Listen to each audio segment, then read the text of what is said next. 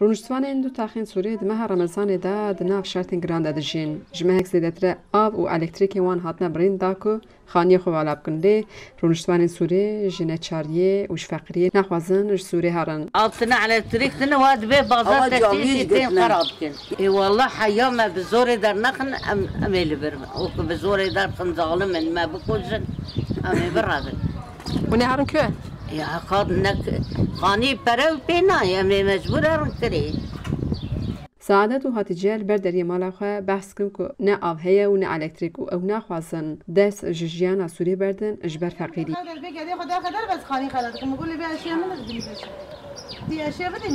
ما بتكسي دروات قوم مالي خلك شيء در خندا باش در خاني عرضي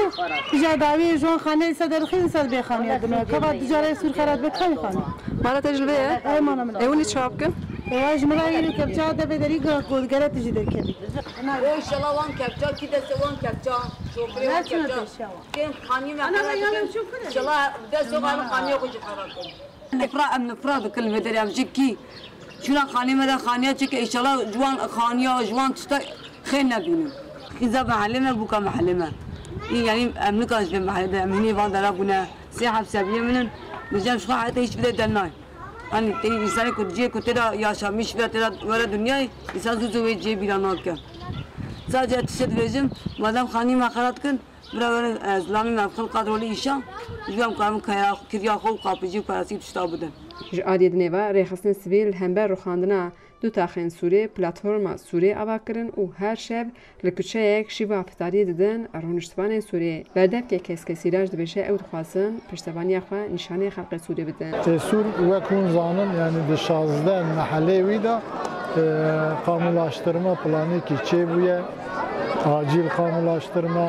û xaniyê wan yani ev mala wan tev خراب بونه ایگو خراب بونه ایگو نبونه و سور جی دبی ام در ناکبن ام جی خواره خود ناخوازن در کبن و ام جی کسک مگو مجبریاره گفت مگو ام دوی واری دا ام کارم چبکن امانجا کارم سا شیوه کار نکبدن ام سوری را بیجن که ام جی بورانه وک کو تیزانین همی تاخین سوری وک هرم خطر هات ایران کرن و ببریارک لزگین